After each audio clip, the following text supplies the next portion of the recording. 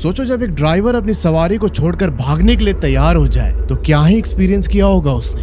आज की स्टोरी में आप कुछ ऐसी चीजों से रूबरू होंगे जो शायद भारत के किसी और हिस्से में एग्जिस्ट नहीं करती है। 27 जनवरी 2017 की रात 10 बजे हमारे एक सब्सक्राइबर विक्की भाई अपने 7 दोस्तों के साथ इनोवा गाड़ी में बैठ के अरुणाचल प्रदेश की रोड ट्रिप पर निकले थे। रात को ये सब तवांग जिले के सेपलिंग गांव को क्रॉस करने के बाद एक ढाबे पर मैगी खाने के लिए रुकते हैं और यहाँ उनको उस ढाबे के मालिक से एक ऐसी बात जानने को मिली जिसे सुनकर इनका ड्राइवर अपनी कार छोड़कर भागने लगा। विक्की और उसके दोस्त एक बहुत ही डार्क एंटिटी के घेरे में आ चुके थे, पर इस ड्राइवर का गाड़ी छोड़ के भागना कोई मोमेंटरी डिसीजन नहीं था दोस्त। जब से ये लोग अरुणाचल प्रदेश के रोड ट्रिप पर निकले थे, इनके साथ कुछ अलग तरीके की ही घटना घट रही थी। फिलहाल विक्की के ईमेल का स्क्रीनशॉट और उस ट्रिप पर ली गई फोटोज आप अपने वीडियो में देख सकते हैं। तो बेसिकली जो हमारे सब्सक्राइबर विक्की भाई हैं, ये असम के डिब्रूगढ़ जिले के रहने वाले हैं। इन्होंने अपने कुछ दोस्तों के साथ प्लान किया कि यार चलो अरुणाचल प्रदेश घूम के आते हैं, और इसी प्लान को एग्जीक्यूट करते हुए इन सब ने एक इनोवा गाड़ी बुक की। अब जो इस इनोवा गाड़ी का ड्राइवर था वो डिब्रूगढ़ का ही लोकल आदमी था। एक 27 जनवरी 2017 की रात 10 बजे विक्की और उसके 7 दोस्त इसी इनोवा गाड़ी में बैठ के तवांग के लिए निकलते हैं। डिब्रूगढ़ से तवांग की दूरी 600 किलोमीटर है और उस टाइम पर अरुणाचल प्रदेश के अंदर जो सेला पास है, जो सेला टनल है, वो नहीं बना था, जिस कारण तवांग पहुंचने में टाइम लग जाता था बहुत ज्यादा। पर जब मार्च 2024 में सेला टनल चालू हुआ, उसके बाद से ये जो टाइम लगता था तवांग पहुंचने में वो कम हो गया था। रात 10 बजे जब ये लोग डिब्रूगढ़ से निकले तब कोई 5 घंटे ड्राइव करने के बाद इन्होंने 180 किलोमीटर के आसपास का डिस्टेंस कवर किया और ये लोग असम के अंदर ही एक जगह पर पहुंचते हैं जिसका नाम था बोखा खाट। सुबह के 3:15 बज रहे थे। ड्राइवर बोलता है इनसे कि भैया मेरे को नींद आ रहा है बहुत, अब मुझसे गाड़ी चल नहीं रही है। विक्की आगे वाली सीट पर बैठा हुआ था। इसने बोला ड्राइवर को कि ठीक है, एक काम कीजिए, आप 2 घंटे सो लीजिए यहीं पे, जब नींद पूरा हो जाए तभी हम निकलेंगे, क्योंकि ये पहाड़ी वाला रास्ता, यहाँ पर बहुत रिस्क है ऐसे नींद में चलाना। ड्राइवर रोड के किनारे गाड़ी खड़ी करके चुपचाप सो जाता है और ये सारे लोग गाड़ी से बाहर निकल के वहीं पर आसपास घूमने लगते हैं। सुबह के 5:30 बजे अचानक ड्राइवर की नींद खुलती है और ये ना एकदम चिल्लाते हुए उठता है ऐसे झटके में। तब तक विक्की और उसके दोस्त गाड़ी में आके बैठे हुए थे और इनकी भी हल्की सी आंख लग गई थी। अब ड्राइवर से चिल्ला के उठा तब इन लोगों की भी आंख खुल गई। विक्की ने पूछा क्या हुआ भैया? तब ड्राइवर बोलता है कि अभी ना पता नहीं किसी ने मेरे कान के अंदर ऐसे उंगली घुसा दिया था, उसका नाखून मेरे को अंदर लगा तो मेरा नींद टूट गया। विक्की बोला कि भैया हम लोग तो गाड़ी में ही थे, कोई नहीं आया, हम ही लोग थे पीछे, शायद आप कोई सपना देखे होंगे।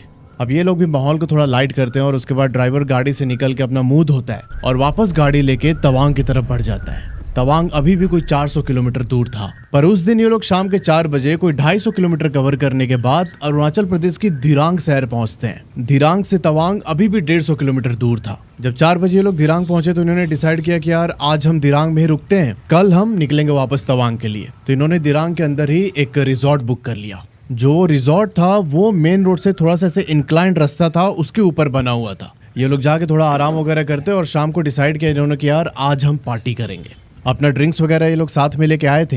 ये सब बैठते हैं रूम के अंदर पार्टी करने और इनके पूरे ग्रुप में 2 लड़के ऐसे भी थे जो ड्रिंक वगैरह कुछ नहीं करते थे। अच्छा, उस टाइम पे इस रिजॉर्ट के अंदर सिर्फ ये 8 लड़के, इनका ड्राइवर और रिजॉर्ट का मालिक था। इस रिजॉर्ट से कोई 200 मीटर दूर एक ढाबा भी था। तो जो 2 लड़के ड्रिंक नहीं करते थे, इन लोगों ने बोला उन दोनों को कि यार तुम लोग जाओ ढाबे पे और वहां से कुछ खाना पैक करा के लेते आओ। अभी शाम के 7:30 बज रहे थे और विक्की के दोनों दोस्त पहुंचते उस ढाबे पे खाना लाने के लिए। यहाँ पर इनकी पार्टी स्टार्ट हो चुकी थी। पार्टी को स्टार्ट हुए कोई 1 घंटे होते हैं, पर अभी तक उनके दोस्त खाना लेकर वापस नहीं आए थे। अब रूम के अंदर जितने लोग बैठे थे उनमें से एक बंदा कॉल करता है, जो दोनों गए थे रोटी लाने के लिए। अब जो ये दोनों लड़के थे ना, उनमें से एक का फोन यही कमरे के अंदर चार्ज में लगा हुआ था। जब यहाँ से कॉल गया तो उसका फोन तो कमरे के अंदर ही था, वहीं पर रिंग हुआ। तो विक्की ने बोला कि अभी इसका फोन यहीं पे, तुम दूसरे वाले को कॉल करो। जब इन्होंने दूसरे लड़के को कॉल किया तो उसने ना अपना फोन काट दिया। जब उसने फोन काटा तो इन लोगों ने एज्यूम किया कि शायद वो लोग रिजॉर्ट पहुंचने वाले होंगे, पर एक्चुअल में ऐसा नहीं था। 15-20 मिनट के बाद इन लोगों ने दोबारा कॉल किया उस लड़के को। वो लड़का बोलता है कि भाई हमें ना अभी ढाबे वाले ने अंदर बंद करके रखा है, और ये बोल के फोन काट दिया उसने। भाई साहब, विक्की और उसके दोस्त घबरा गए बहुत कि यार ऐसे क्यों बोल रहा है, बंद करके रखा है। ये सारे के सारे रिजॉर्ट से बाहर निकलते हैं उस ढाबे की तरफ जाने के लिए। वो ढाबा उस मेन रोड से 200 मीटर आगे था। ये देखते हैं कि उस रोड पर 5-6 लोग हैं और उन्होंने पूरा काला कपड़ा पहना हुआ है और कुछ अजीब तरीके की तंत्र क्रिया रोड पर कर रहे थे वो लोग। मतलब कुछ अलग ही तरीके के ब्लैक मैजिक टाइप का पूजा हो रहा था वहाँ पे। फिर उन लोगों ने एक चीज और नोटिस किया कि अभी तक जो छोटे मोटे दुकान खुले हुए थे ना उस रोड पे, सारे के सारे बंद हैं। ना किसी दुकान से लाइट दिख रही थी इनको, ना कोई बंदा दिख रहा था, कुछ नहीं, एकदम टोटल सन्नाटा था वहां पे। ये लोग भागते हुए अंदर जाते हैं रिजॉर्ट के ओनर के पास। उन्होंने सारी बात बताई कि हमारा दोस्त अभी गया था खाना लाने के लिए और फोन हमने किया तो उसने बोला कि हम ढाबे के अंदर बंद है। अब यहाँ पर ओनर ने एक बहुत ही डार्क चीज रिवील की। उन्होंने बोला कि इस एरिया में आज से लेकर 1 वीक तक आत्माओं की पूजा होती है और ये रात के टाइम ही होता है। तो जिस एरिया में ये लोग पहुंचते हैं पूजा करने के लिए, उधर आसपास की सारी दुकानें सब कुछ बंद हो जाती हैं। कोई भी रोड पर नहीं निकलता उस समय। और उन्होंने बोला कि मैं तुम्हारे दोस्त को लेके आता हूँ, तुम परेशान मत हो। इस रिजॉर्ट के ओनर जाते हैं उस ढाबे पे और जो पीछे का दरवाजा था ढाबे का, अब वहां पर जाके इन्होंने पीछे से नॉक किया तो ढाबे वाले ने गेट खोल के उन दोनों लड़कों को बाहर निकाला। तब वो ओनर विक्की के दोनों फ्रेंड को लेके वापस रिजॉर्ट में आ जाते हैं। उन दोनों दोस्तों की डर के मारे हालत खराब हो चुकी थी यहाँ पे। अब उन दोनों लड़कों ने बताया कि यार हम ढाबे पे खड़े थे खाना लेने के लिए और तभी हमने देखा कि कुछ बजने की आवाज आ रही है। मतलब कोई इनका लोकल इंस्ट्रूमेंट था जिसे बजाते हुए कुछ लोग दूर से ही आ रहे थे ढाबे की तरफ। और जैसे ही ढाबे वाले ने उनको देखा, इसने शटर गिरा के हम सबको अंदर कर लिया। उस रात ये लोग फटे में सोए और सुबह सुबह 5 बजे उठ के ये लोग निकल जाते हैं तवांग के लिए। पर यार यहाँ पर ना चीजें बद से बदतर होने वाली थी इनके लिए। आज जब आप गूगल मैप पर दिरांग से तवांग की दूरी देखेंगे तो आपको 130-40 किलोमीटर के आसपास दिखाएगा। मे बी सेला टनल बनने की वजह से ये दूरी कम हो गई है। पर उस टाइम पर 2017 में जब विक्की और उसके दोस्त दिरांग से तवांग के लिए निकले थे, तब इनको तवांग पहुंचते पहुंचते 4 बज जाते हैं शाम के। मतलब इनको टोटल लगभग 11 घंटे का टाइम लग गया। विक्की ने बताया कि रास्ते में बहुत सारी चीजें थी देखने को, तो हम लोग देखते देखते आराम से अपना हॉल्ट लेते हुए तवांग पहुंचे। अब उस दिन तवांग पहुंचने के बाद ये लोग काफी थक चुके थे। इनका प्लान ये था कि यहाँ पे ये लोग 3 दिन रुकेंगे और तवांग को अच्छे से एक्सप्लोर करने के बाद वापस डिब्रूगढ़ जाएंगे ये लोग। पर जरूरी थोड़ी था कि सब कुछ इनके प्लान के मुताबिक हो। अब उस रात तवांग के एक होटल में आराम करने के बाद अगले दिन ये लोग तवांग का साइट सीइंग करने के लिए निकलते हैं और शाम के कोई 5:30 बजे अचानक इनका प्लान चेंज हो जाता है। इनका जो ग्रुप था 8 लोगों का, ये एक्चुअली 2 हिस्सों में बट गया था। जो इनका तवांग में रुकने का 3 दिन का प्लान था, एक ग्रुप तो उस पे टिका हुआ था कि यार हम रुकेंगे तवांग में, पर दूसरा ग्रुप बोल रहा था कि यार चलते हैं वापस वहीं चलते हैं दिरांग, वहां पर एक दिन रुक के एंजॉय करेंगे, थोड़ा सा पता भी लगा लेंगे कि जो हमने रोड पर देखा था उस रात वो क्या था एग्जैक्टली। क्योंकि उस रिजॉर्ट के ओनर ने यही बताया था कि इस पूरे वीक ये पूजा चलेगी। तो इनको लगा कि यार वहां हम जाके रुकेंगे तो कुछ ना कुछ तो पता चलेगा ही। अंदर इनके बहुत बड़ी चुल मच चुकी थी और ये लोग जाके ड्राइवर को बोलते हैं कि भैया हम लोग अभी आधे घंटे में तवांग से वापस दिरांग के लिए निकलेंगे। ड्राइवर बोलता है सर अभी रात को इतना कुछ हुआ, मतलब वापस क्यों जाना उस जगह पे। पर यहाँ ड्राइवर के बात की क्या ही वैल्यू थी भाई। ये सब लोग इनोवा में बैठते हैं और शाम के 6:30 बजे ये सारे निकल चुके थे दिरांग के लिए। 7:30 के आसपास ये लोग पहुंचते एक छोटे से गांव सेपलिंग में, जो कि तवांग से दिरांग के बीच में आता है। सेपलिंग के अंदर एक पहाड़ी दुकान पर इन्होंने गाड़ी रोकी, वहां पर कुछ खाने पीने का सामान लेना था इनको। और जितनी देर में ये लोग सामान ले रहे थे ना, उस दुकानदार ने इनको एक बात बताई। दुकानदार ने इनसे पूछा पहले कि आप लोग कहाँ जा रहे हैं सब कुछ, तो इन्होंने बताया कि हम दिरांग जा रहे हैं अभी। तब दुकानदार बोलता है कि यहाँ से सिर्फ 30 किलोमीटर की दूरी पर एक घाटी आती है जिसका नाम है जांग घाटी। 1962 की लड़ाई में हमारे एक वीर सिपाही जसवंत सिंह रावत जी 300 चाइनीज सोल्जर से अकेले भिड़ गए थे। अब इनको तो ये कहानी पता थी। फिर उस दुकानदार ने एक बहुत ही अजीब बात रिवील की। उसने बोला कि जब जसवंत सिंह रावत जी लड़ाई कर रहे थे उन चाइनीज ट्रूप्स से, तभी अपनी पोजीशन बदल बदल के उन पर फायर कर रहे थे और इसी बीच गांव के किसी आदमी ने उन चाइनीज सोल्जर्स को जाकर इनकी लोकेशन बता दी। तब जाके चाइनीज सोल्जर्स उनके पोस्ट के पास आए और उनका सर काट के अपने साथ ले गए। दुकानदार ने बताया कि जसवंत सिंह रावत जी का धड़ आज भी उस एरिया में अपनी ड्यूटी करता है। तो जब आप उस जंग घाटी को पार करते हुए आगे की तरफ जाएंगे तब वहां पे थोड़ा सा मत्था टेक के या फिर सर झुका के उनको नमन करके जाइएगा। पर भाई विक्की और उनके दोस्तों ने ज्यादा इस बात पर ध्यान नहीं दिया। इनका बस एक ही पर्पस था अरुणाचल आने का कि यहाँ पर यार पहाड़ों को घूमेंगे, थोड़ा सा दारू वारू पी के एंजॉय करेंगे और फिर वापस डिब्रूगढ़ चले जाएंगे। यहाँ पर दुकानदार की बात को एकदम लाइटली लेते हुए ये लोग गाड़ी के अंदर बैठते और आगे निकल जाते उस जगह से। अब वो पूरा रास्ता एकदम सुनसान था उस टाइम पे। रात के करीब 9:30 बजे के आसपास ये लोग उसी जांग वैली में पहुंचते हैं। जांग वैली की चढ़ाई खत्म करने के बाद ये लोग धीरे धीरे नीचे उतर रहे थे। यहाँ पर विक्की आगे बैठा था और इसके पीछे जो दोस्त बैठे थे ना, वो विक्की से मजाक में बोलते हैं कि यार देखना जसवंत सिंह जी मिलेंगे तो उनको हेलो बोलना। विक्की यहाँ पर डांटता है उनको बहुत जोर से, बोलता है कि यार कम से कम नहीं मानना है दुकानदार के बात तो मत मानो, पर ऐसे डिसरिस्पेक्ट तो मत करो यार। जो दुकानदार ने लोकेशन बताई थी वो लोग उसके बहुत करीब थे। विक्की को यहाँ पर थोड़ा थोड़ा डर भी लग रहा था। फिर इनका दूसरा दोस्त बोलता है कि अबे विक्की की फट गई, विक्की की फट गई देख। विक्की को यहाँ पर बहुत गुस्सा आ गया। इसने बोला कि अब प्लीज एक शब्द मत बोलना, नहीं तो मेरा पारा चढ़ रहा, मैं कार से बाहर निकाल दूंगा तुम दोनों को। ड्राइवर कार को एकदम धीरे धीरे लेके उस घाटी से नीचे उतर रहा था और अचानक कार का एक साइड वाला जो हिस्सा था ना वो रोड से नीचे उतर गया और वही हिस्सा रोड के नीचे उतरा था जिस साइड वो दोनों लड़के बैठ के मजाक उड़ा रहे थे। ये सारे के सारे कार से बाहर निकलते और एकदम घनघोर अंधेरा हो रखा है, कुछ भी दिखाई नहीं दे रहा था इनको। यहाँ पर ये लोग मिलके कार को धक्का दे रहे थे ऊपर चढ़ाने के लिए और तभी जो वो दोस्त मजाक उड़ा रहा था उसका पैर पकड़ के खींचा किसी ने।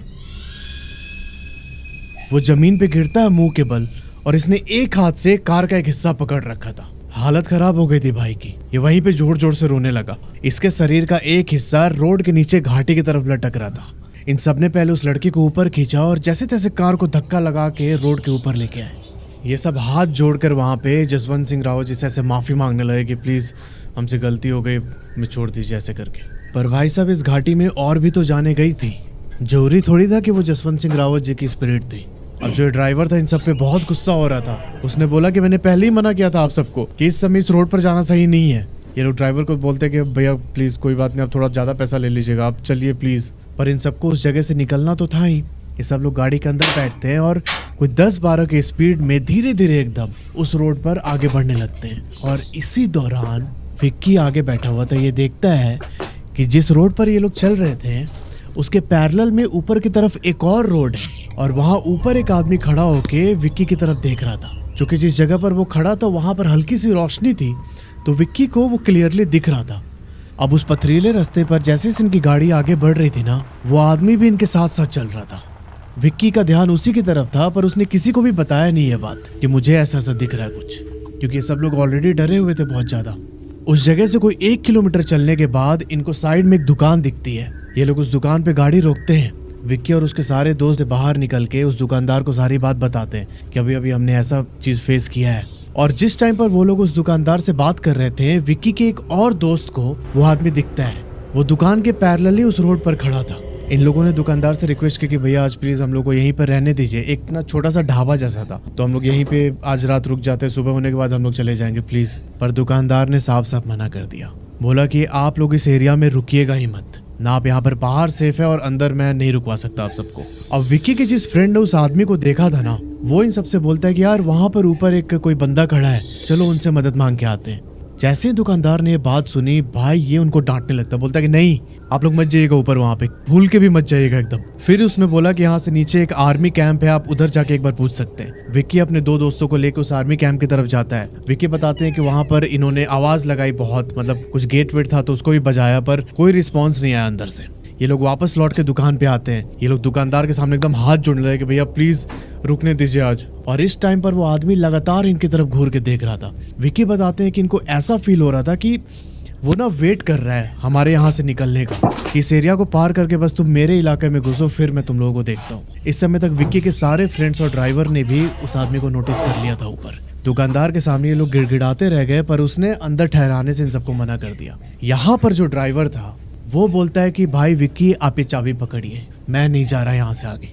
उसने दुकानदार को बोला कि भाई जो भी तुमको पैसा चाहिए, मैं अकेले हूँ, ठीक है, मैं इनकी जिम्मेदारी नहीं लेता, मुझे अपने पास रोक लो बस, लेकिन मैं यहाँ से आगे नहीं जाऊँगा किसी भी कीमत पे, आप लोगों को जाना है तो जाओ। अब ये सब करते कुराते रात के 11-11:15 बज चुके थे। दुकानदार भी अपना शटर डाउन कर रहा था, ड्राइवर जाने को तैयार नहीं। और यहाँ पर विक्की बताते हैं कि मुझे ना एकदम रोना आ गया। मैंने रोते हुए ड्राइवर से रिक्वेस्ट किया कि भैया प्लीज़ चलिए ना प्लीज़। आसपास के पहाड़ी कुत्ते हम सबको देख के घुर्रा रहे थे बहुत जोर जोर से, सबके डर के मारे हालत ख़राब थी इधर। मैं जब बहुत अनकंट्रोलेबल तरीके से रोने लगा तब उस दुकानदार ने अपना शटर उठाया और उसने बोला कि देखो मैं तो रुकवा नहीं सकता तुम लोगों पर, यहाँ पर तुम लोग जसवंत सिंह रावत जी से प्रार्थना करो हाथ जोड़ के, ठीक है, प्रार्थना करो, अगर वो चाहेंगे तो तुम लोग यहाँ से सेफली निकल जाओगे। विक्की को रोता देख इस समय तक ड्राइवर भी मान गया था कि ठीक है भैया चलिए, मतलब निकलना तो है ही यहाँ से। अब इनके पास प्रेयर के अलावा कोई भी ऑप्शन नहीं था। ये सारे हाथ जोड़ के जसवंत सिंह रावत जी से ऐसे प्रार्थना करने लगे। एंड टू देयर सरप्राइज कोई 20 मिनट के बाद जिस रास्ते से ये लोग इस दुकान पे पहुंचे थे, उसी रास्ते से एक कार इनके पास आती है। वो कार आके इनके गाड़ी के पीछे खड़ी हुई और उसमें से एक लड़का निकल के बाहर आया। उस लड़के ने पूछा इनसे कि क्या हुआ, आप लोग यहाँ पे इस समय क्या कर रहे हैं। तब विक्की ने सारी बात बताई। तब वो लड़का बोलता है कि मैं भी उधर ही जा रहा हूँ, आप लोग एक काम कीजिए, अपनी गाड़ी लेके मेरे पीछे पीछे आइए, आपको मैं ये घाटी पार करवा दूंगा। ये सबके सब अपनी गाड़ी में बैठ के उस लड़के की कार के पीछे पीछे चलने लगते हैं। थोड़ी देर के बाद जब वो घाटी पार हो गई तब उस लड़के ने अपनी कार साइड में की। वो उतर के आया इनके पास और बोला कि आपकी बड़ी गाड़ी है और आगे रास्ता थोड़ा सकरा है, तो आप पहले निकलिए और मैं आपके पीछे पीछे आ रहा हूँ। ये लोग ने बोला ठीक है। ये लोग अपनी गाड़ी में बैठ के उस रास्ते पर निकलते हैं दोबारा। विकी बताते हैं कि थोड़ी दूर तक तो हमें उस लड़के की कार दिखाई दी, हमारे पीछे पीछे उसकी लाइट दिख रही थी, पर कोई आधे घंटे चलने के बाद वो लाइट दिखनी बंद हो गई। इन लोगों ने सोचा कि शायद वो धीरे धीरे आ रहे होंगे हमारे पीछे। तो बिल्कुल भोर में जब ये लोग अपने रिजॉर्ट के पास पहुंचते हैं तब विक्की ने बोला कि ड्राइवर से कि आप गाड़ी रोकिए। गाड़ी रोक के इन्होंने 1-1.5 घंटे तक वेट किया कि शायद वो अभी हम लोगों को पास करके जाएंगे, पर भाई साहब उस समय कोई भी गाड़ी नहीं आती इनके पास। लास्ट टाइम उस गाड़ी का वहीं लाइट दिखा था इनको थोड़ा सा। ये लोग वेट करते रहे, कोई भी गाड़ी क्रॉस नहीं हुई। वापस ये लोग अपने रिजॉर्ट जाते हैं और जाके रिजॉर्ट वाले भैया को सारी बात बताई इन्होंने। तो वो भैया बोलते हैं कि वो कोई और नहीं जसवंत सिंह रावत जी थे जो तुम लोगों को बचा ले गए, वरना जो अरुणाचल के पहाड़ों की बैड स्पिरिट्स होती हैं वो आपका क्या हाल करती है आप इमेजिन नहीं कर सकते हो। यहाँ बहुत सारी ऐसी चीजें होती हैं जिसको लेके पूरा पूजा और ये सब होते रहता है यहाँ पे। तो यार ये थी पूरी स्टोरी विक्की भाई की। अगर आप अरुणाचल या उसके आसपास के एरिया से हैं, आपको पता है उस रिचुअल के बारे में कि उस रात क्या पूजा हो रही थी, तो आप जरूर अपनी राय इस कमेंट में रखें ताकि हमारे बाकी व्यूवर्स को भी हमारे ब्यूटीफुल अरुणाचल, जो कि बहुत ही अनटच्ड हिस्सा है भारत का, बहुत लोगों का सपना होता है वहाँ पे जाने का, उसके बारे में ज़्यादा से ज़्यादा जानकारी मिले।